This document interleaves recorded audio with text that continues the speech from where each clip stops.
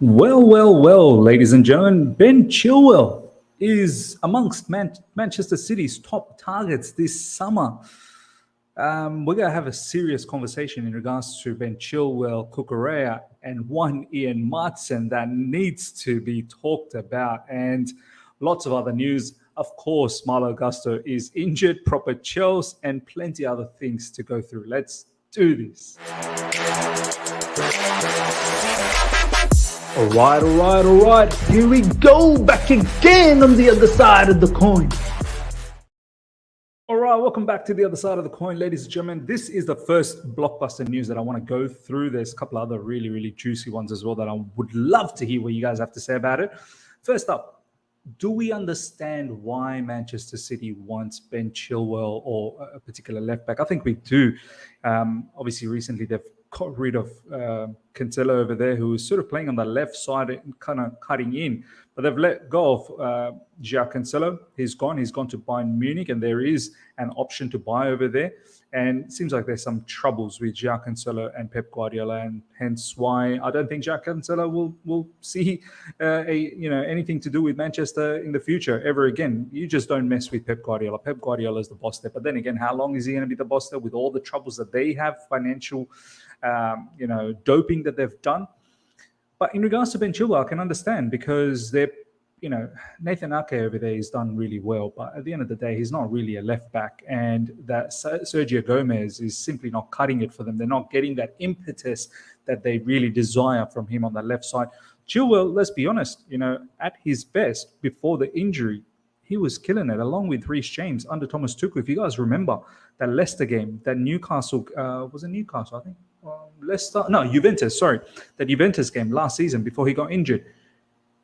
Ben Chilwell was on top of the world. He was on some fine form along with Reece James on the other side. And then sadly, that injury happened, the ACL injury happened, and absolutely ruined all sorts of momentum for him. He then came back, he was out for the entirety of last season.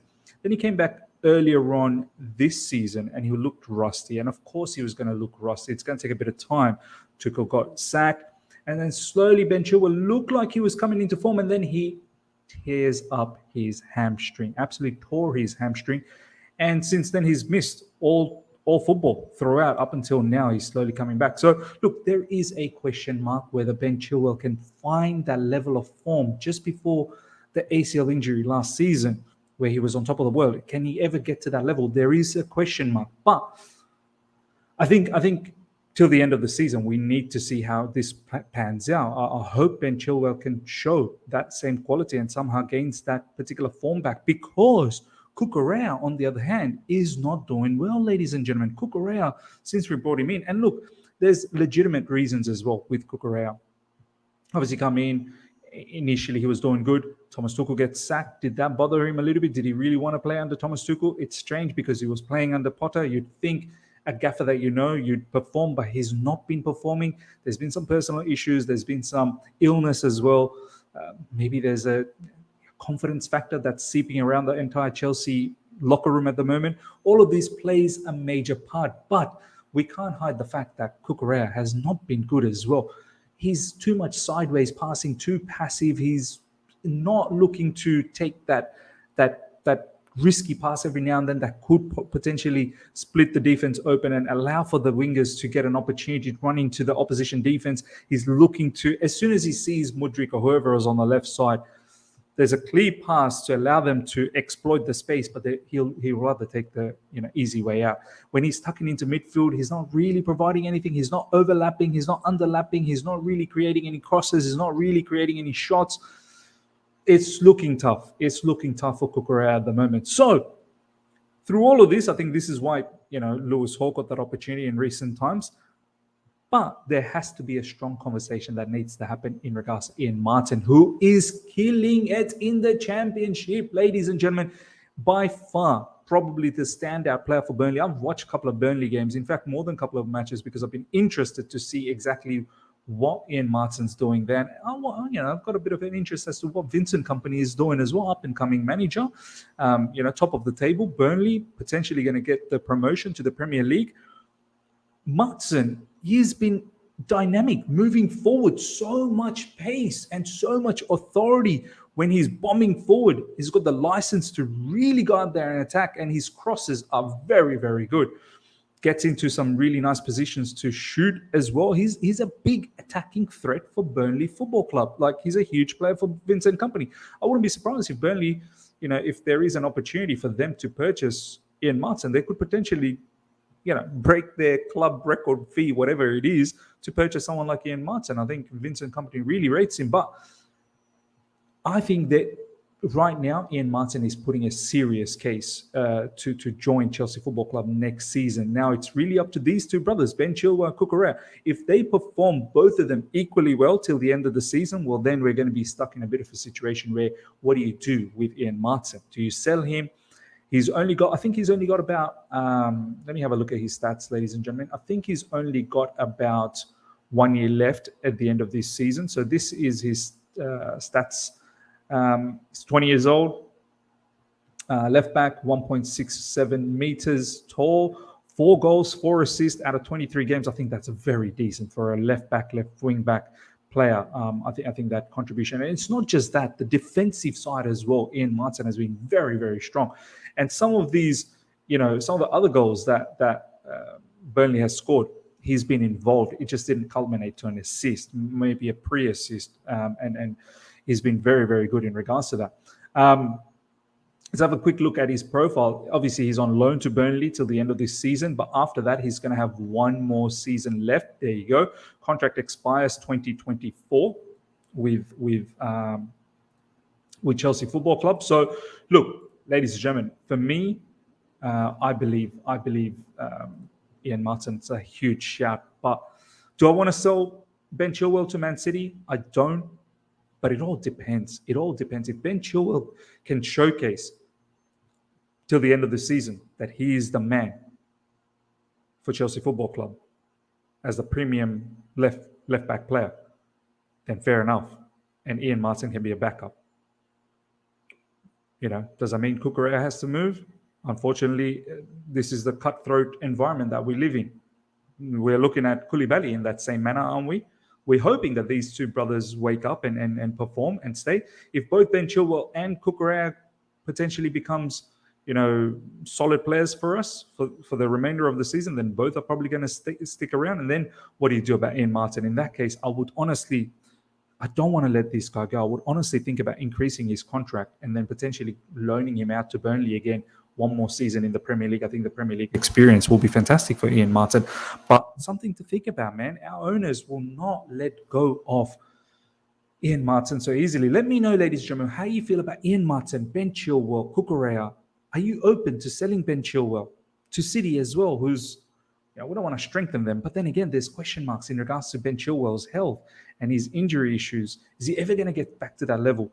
What kind of price are we going to get for Ben Chilwell? Do you know what I mean? So many things to think about, but I think we need to have an open mind. Next up, ladies and gentlemen, Gusto subbed off with injury in 30th minute by Lyon's game with Lille. Look, I don't know the details of this injury as yet. Hopefully it's not massive, but proper Chels, proper Chels, man. Look, whatever it is, all your injuries, get them out of the way right now whilst you're in Lyon, because next season, please, brother, need you.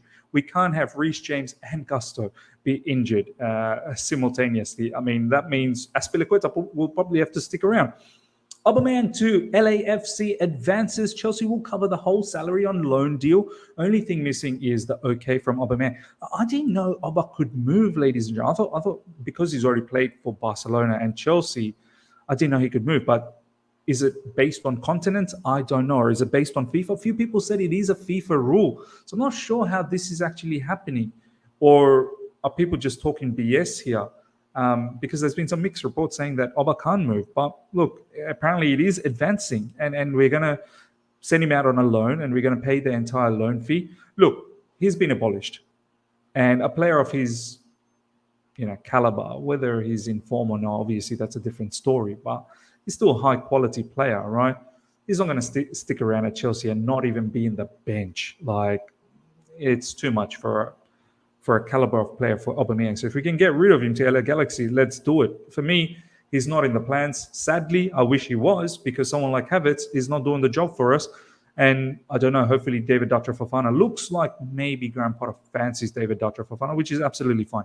Young player, future. Let's give him the opportunity. Chelsea is looking for clubs as part of its multi-club ownership model, mainly in France. They were even offered Bordeaux. It is not the only club that was offered to them. Dijon was approached by another English club. This is from Romain Molina. Look, I'm happy.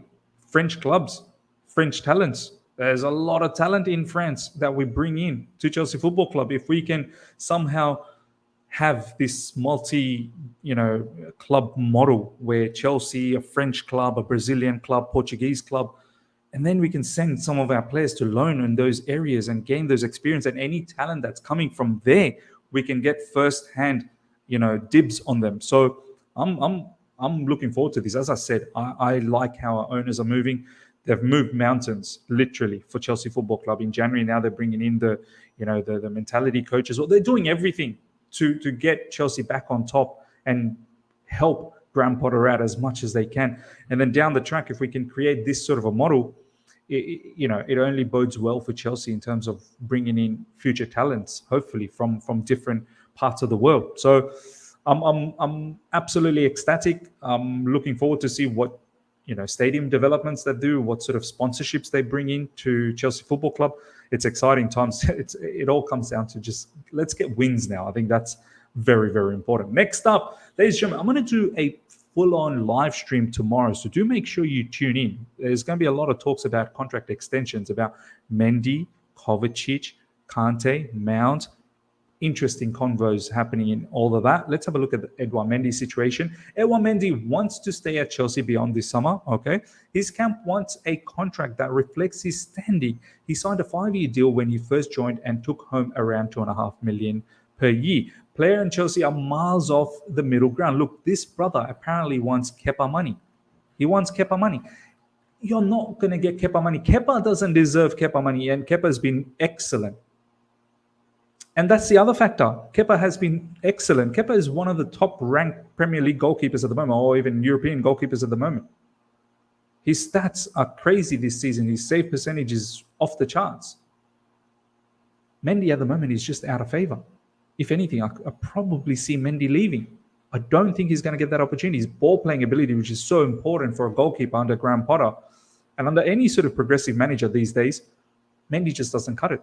And the wages, the way we are trying to reduce our wage bill and streamline our wage structure, it ain't going to happen. It's not going to happen. When you got players like Enzo Fernandez and Mudryk, apparently both of them are 97K, there's no way Mendy's going to earn more than them. It's as simple as that. If he's looking to get paid similar levels to Kepa because he feels like he deserves it, and probably does, but our owners previously made mistakes in regards to these wages. Everything else, yeah, there was some, obviously we had some great times with our previous owners, but wages were willy-nilly just given out. And it's not going to be the case, it seems like, with the new owners. Mateo Kovacic, existing deal runs out in June 2024. Yet to date, there have been no serious discussions about committing him to Chelsea beyond that point. Kovacic is playing less in the Premier League, not more. This is from Liam Toomey. As you can see, 18-19, 1,735 minutes. 19-20, 2,073 minutes, 60%. 2021, 18-15 minutes, 53%. 21-22, 15-58 minutes, 44%. And I honestly think this brother, I don't think he's fully committed to Chelsea. And that's fine. I'm not having a go at Kovacic. He probably just doesn't believe in Graham Potter. That's my personal belief. I don't think he completely believes in the project. And maybe he's looking for a new challenge. And that's absolutely okay. You know what I mean? Like, Jorginho's moved on. Kante potentially will move on. I wouldn't be surprised if Kovacic moves on and we revamp. And I've been critical about Kovacic's performance recently as well. I love what he brings, of course, that press resistance, that driving with the ball, but it doesn't really equate to anything at the end. And I think I need more cutthroat of a midfielder. So I'm not going to be too disheartened if this actually happens. I would love to hear what you guys have to say about both of these, Mendy, Kovacic, and lastly, this as well, N'Golo Kante and Mason Mount. This is what I'm saying. I'm going to have a live stream tomorrow. Make sure you're there. I think the live stream is going to absolutely take off because these contract extensions, Are we looking to keep them? Are we looking to perhaps just bring in some new faces and refresh the whole team up? Because these players have been at Chelsea Football Club for quite a long time. And maybe Chelsea just needs a bit of a rebranding. N'Golo Kante and Mason Mount futures in doubt. Co-owner Todd Bowley is handling Mason Mount's new proposed 7-year contract, but little progress has been made. N'Golo Kante is reluctant to accept a 2-year contract with an option of an extra year. And this is what I mentioned in All You Can Eat Chelsea. Check out the latest episode in All You Can Eat Chelsea. Look, 100% the new owners are looking at a 7-year contract because the 5-year contract kicker by UEFA laws comes in summer. So we're going to try and maximize that loophole and try and provide these new contracts to, looks like, players like Mason Mount, who we value, to give them on a longer contract. But not just that, Mason Mount's looking apparently at getting paid in the likes of Reece James level. There was a quote that was out there, or there was a tweet that was out there that Mason Mount's looking to get paid similar amounts like his English national teammates. Reece James, Chilwell. Like Chilwell's even on 190k apparently. Reece James is on high wages. As I said, unfortunately, these players will not. I don't think they're going to get that level of money. They probably have every right to ask for that level of money, but they need to humble themselves. They need to understand that you're probably not worth around that type of money. Mason Mount, if anything, double. Let's say from 75,000. I think apparently that's what he's on. 150k, even 150k is probably a lot, but that's probably decent enough. As I said, someone like Enzo Fernandez and Mudryk, we know 97k per week. It's out there in the open. But some people have been saying that even Enzo Fernandez is on not that huge wage. The whole idea is you've got a longer security. This is why Enzo Fernandez has got 8-year contract. We're compensating the money with longer contracts. It's giving you security. Whatever happens, you've got an 8-year contract on 97k. And of course, if you do well, it can be reevaluated. But Mace is not going to get the level of money that he's thinking he wants. And this way, I think players like Mason Mount probably, don't be surprised if they leave. And even with N'Golo Kante, I can understand why he's reluctant for the 2-year plus 1, even though that sounds so good. In fact, that is good. But N'Golo is thinking in about a few months, he's going to be a free agent. And then he can get a free agency fee. If he signs on with Chelsea, he wants to make sure that his career, whatever is remaining of it, is secured. He wants probably more, 3 years plus 1. He doesn't want the 2-year plus 1. He wants to be secured for a longer period because he's thinking, if I don't sign this with Chelsea and I sign up with PSG, he's going to get a sign-on fee. Could be about 15, 20 million. That's magnificent. Do you know what I mean? And then he'll get probably a 4-year contract over there anyway, with similar wages, if not more. So look, potentially all of these players could move on, and we have to understand at the end of the day, they've got to look after their family. They've got to look after their well-being. Whatever proper Chels they get it, they're from the academy or they've been around for a long time. Look, at the end of the day, everyone cares about themselves. So as I said, we're going to talk about this in detail a lot more tomorrow in the live stream. Let me know how you feel about everything we've talked about, ladies and gentlemen, especially the left back situation, Ben Chilwell, Cucurella, Ian Maatsen. What's your thoughts? Very, very interesting what's going on there. Hope you guys have enjoyed this. Smash the like button if you've liked this video. And if you're here for the first time, subscribe. Hit the bell notification to stay in touch with all my content. I shall see you guys for a live stream tomorrow. Until then, see ya.